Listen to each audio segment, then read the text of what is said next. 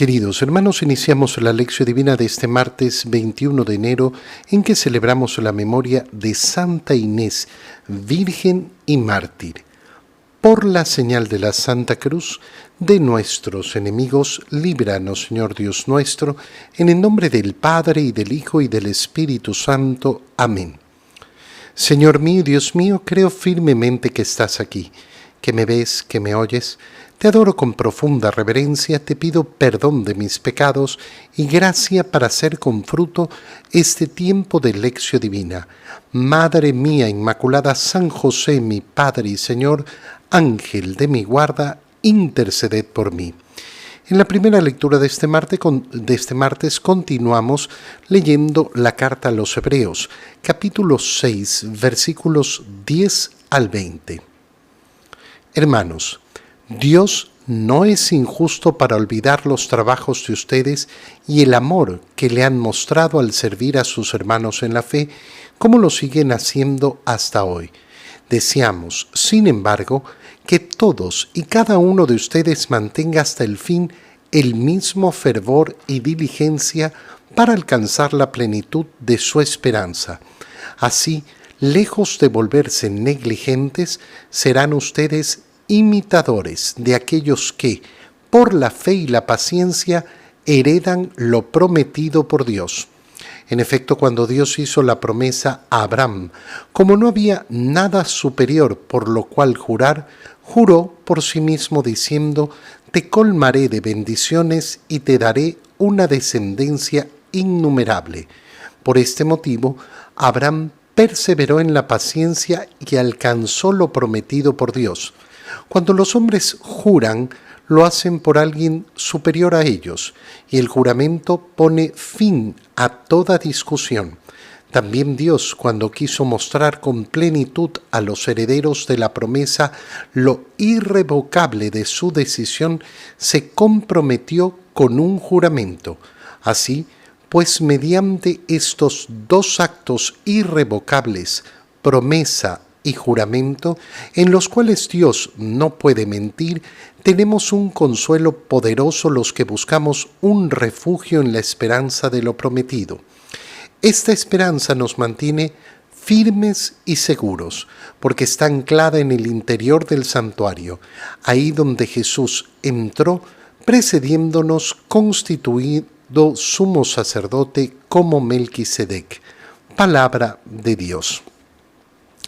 Qué bonito es recordar delante de la lectura de la carta a los Hebreos que acabamos de hacer, que estamos viviendo el año jubilar, el año santo, ese jubileo que la Iglesia celebra ordinariamente cada 25 años y que el Papa Francisco ha querido que este jubileo del año 2025 sea el jubileo de la esperanza. Y digo bonito, ¿por qué? Porque justamente sobre lo que nos está haciendo reflexionar la carta a los Hebreos es sobre esta esperanza, la profunda y verdadera esperanza cristiana, que llega solo a través de la paciencia. ¿Por qué? Porque el premio que nos ha prometido Dios no es inmediato, no es en este minuto. El premio que nos ha prometido el Señor es manteniéndonos diligentes, esforzándonos con paciencia a lo largo de toda nuestra vida. Fíjate cómo lo presenta la carta a los Hebreos. En primer lugar, Dios no es injusto para olvidar los trabajos de ustedes. Es decir, nuestras buenas obras nunca son borradas de la memoria de Dios.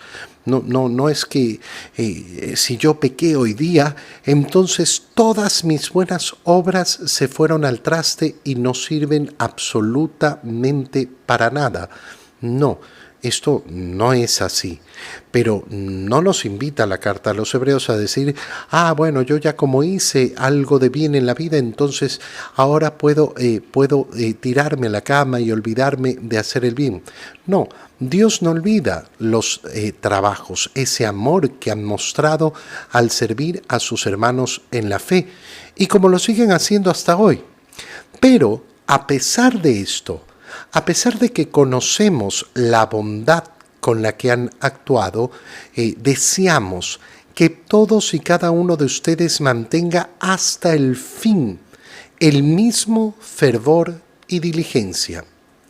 Qué bonita esperanza, qué bonita efectivamente, qué bonito es el modo de decirnos, oye, la lucha siempre continúa, el esfuerzo siempre tiene que avanzar. No nos podemos dormir en ningún laurel. Cuando una persona dice, no, pero bueno, yo ya hice suficiente. No, no he hecho suficiente. Si todavía respiro, puedo hacer más. Si todavía tengo un día de vida, puedo amar más. Siempre puedo crecer en el amor. Y eso es lo que nos está diciendo la carta a los Hebreos. Que mantengamos el fervor y la diligencia, ¿para qué? Para alcanzar la plenitud de nuestra esperanza. ¿Y cuál es la plenitud de nuestra esperanza? Qué terrible es cuando uno escucha, incluso dentro de la iglesia, personas que no entienden la verdadera esperanza cristiana. ¿Por qué? Porque lo único que esperan y lo único que anhelan es la solución de los problemas temporales. El ser humano y las sociedades tienen que esforzarse en la solución de los problemas temporales, por supuesto. Y por eso nos tienen que doler las profundas injusticias sociales, nos tiene que doler la pobreza, nos tiene que doler el crimen, nos tiene que doler ese corazón duro de la sociedad, nos tiene que doler cómo la sociedad invita a vivir una cultura de muerte, cómo no se protege ni el matrimonio ni la vida. Y por eso tenemos que luchar por transformar efectivamente las sociedades. Pero nuestra esperanza no consiste en construir la sociedad perfecta donde nada va a fallar. No, yo lucho y me esfuerzo desde cada uno de los ámbitos de cada uno de nosotros. ¿Para qué? Para mejorar las situaciones, la situación personal y la situación comunitaria, la situación de nuestras familias. Sí, pero ahí no está nuestra esperanza. Recuerda que este es el gran dilema entre el verdadero Salvador y el falso Salvador. El falso Salvador ofrece la salvación temporal. El verdadero Salvador ofrece la salvación eterna. Y entonces, ¿dónde está nuestra esperanza? En alcanzar justamente eso que nos ha prometido el Señor. No la solución de los problemas temporales, para los cuales, repito, tú y yo nos esforzaremos toda nuestra vida. Pero ¿y qué pasa si yo me esfuerzo toda la vida y no alcanzo a ver una sociedad justa, donde no haya injusticias, donde no haya problemas, donde no haya crimen? Hermano mío, todas las generaciones que te han precedido han pasado por este mundo y ha sucedido exactamente eso. Han acabado sus días en este mundo y no han visto una sociedad perfecta. Ten mucho cuidado con poner ahí tu esperanza. Y ten mucho cuidado con poner entonces tu esperanza en que va a llegar el gran Salvador. Cuando vienen las campañas políticas, todos se presentan como grandes salvadores. Y es impresionante cómo la gente cree que va a llegar eso, la gran salvación que va a corregir todo en el país, que va a corregir todo en el mundo. No, lo más seguro es que eso no va a ocurrir. Ay, pero ¿y entonces con qué esperanza voy a vivir? Con la esperanza de la vida eterna. Esa es la esperanza cristiana, no es otra. Esa es la profunda esperanza cristiana. Fíjate cómo continúa la carta a los Hebreos y nos dice esta es la plenitud de la esperanza. Y así, lejos de volverse negligentes, serán ustedes imitadores de aquellos que por la fe y paciencia heredan lo prometido por Dios. ¿A través de qué? A través de la paciencia y la fe, a través de la fe y la paciencia. Y entonces nos recuerda cómo Dios, cuando hizo la promesa a Abraham, como no había nada superior, juró por sí mismo. Y entonces nos dice la carta a los hebreos, fíjense bien, Dios lo que ha hecho es jurar y prometer, prometer y jurar. Y esto es lo que nos hace efectivamente a nosotros tener confianza. Los hombres juran por algo superior, Dios no puede jurar por algo superior, pero quiso mostrar con plenitud a los herederos de la promesa lo irrevocable de su decisión. ¿Cuál decisión? De brindarnos la salvación eterna. Y se comprometió con juramento. Y entonces están estos dos actos, promesa y juramento. Dios no puede mentir. Este es nuestro consuelo. Y no es cualquier consuelo, es un consuelo poderoso. ¿Por qué? Porque encontramos ahí el refugio en la esperanza de lo prometido. Esta esperanza nos mantiene firmes y seguros. ¿Por qué? Porque está anclada en la palabra de Dios. Y Jesús ha entrado precediéndonos justamente en el santuario, ha entrado en la vida eterna. Ese que, no, pero es Dios, sí, pero se hizo hombre. Y como hombre ha entrado ya en la eternidad, nos ha precedido, constituyéndose verdaderamente ese sumo sacerdote como Melquisedec, que quiere decir como Melquisedec, para siempre. Tenemos entonces a ese intercesor. Todas las palabras que hemos escuchado entonces ¿a dónde apuntan? A la esperanza, a la verdadera y profunda esperanza en la promesa del Señor. En el Evangelio, leemos el Evangelio de San Marcos, capítulo 2, versículos 23 al 28. Un sábado, Jesús iba caminando entre los sembrados y sus discípulos comenzaron a arrancar espigas al pasar. Entonces los fariseos le preguntaron, ¿por qué hacen tus discípulos algo que no está permitido hacer en sábado? Él les respondió, ¿no han leído acaso lo que hizo David una vez que tuvo necesidad y padecían hambre él y sus compañeros? Entró en la casa de Dios en tiempos del sumo sacerdote Abiatar, comió de los panes sagrados que sólo podían comer los sacerdotes y les dio también a sus compañeros. Luego añadió Jesús, el sábado se hizo para el hombre y no el hombre para el sábado, y el Hijo del Hombre también es dueño del sábado. Palabra del Señor.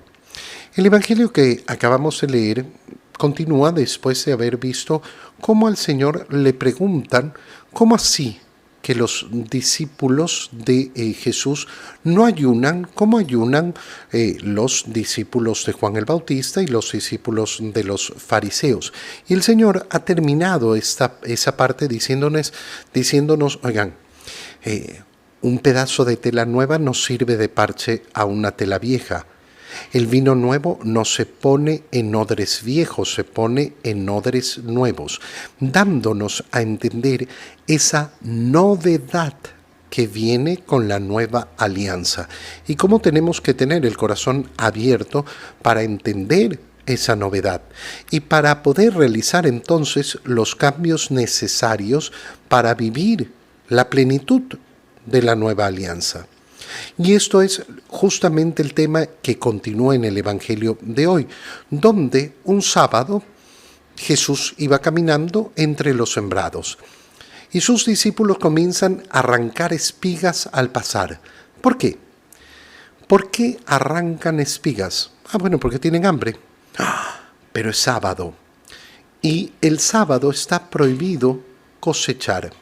Y lo que están haciendo los discípulos es cosechar, es decir, están haciendo un trabajo que, según las normas de los judíos en ese momento, estaba prohibido.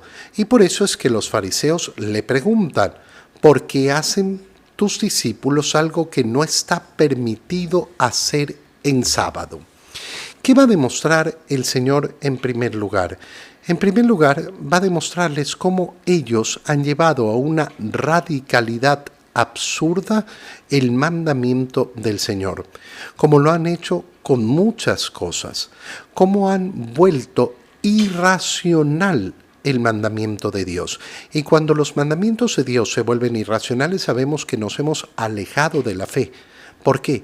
Porque la fe cristiana no puede ser irracional. Jamás. No puede ser irracional. Si yo no sé dar motivos de mi fe y de mi esperanza, entonces estoy mal encaminado. Entonces estoy mal enrumbado. Cada uno de nosotros tiene que ser capaz de dar motivos de su fe, motivos de su esperanza, aunque sea a un nivel básico. Pero nosotros no estamos llamados a vivir una fe en la irracionalidad. ¿A qué me refiero? ¿Por qué se hace esto? No, porque esto es lo que hay que hacer.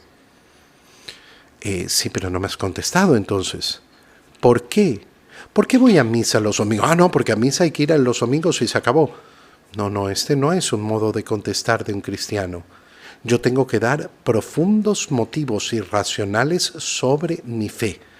Tengo que saber explicar mi fe. Y para demostrar la irracionalidad a la cual han llegado los judíos, a la cual están llegando los fariseos, ¿qué es lo que les responde Jesús? Les responde yendo al Antiguo Testamento. ¿No han leído acaso lo que hizo David una vez que tuvo necesidad y padecían hambre? Igual que mis discípulos en ese momento, tienen hambre.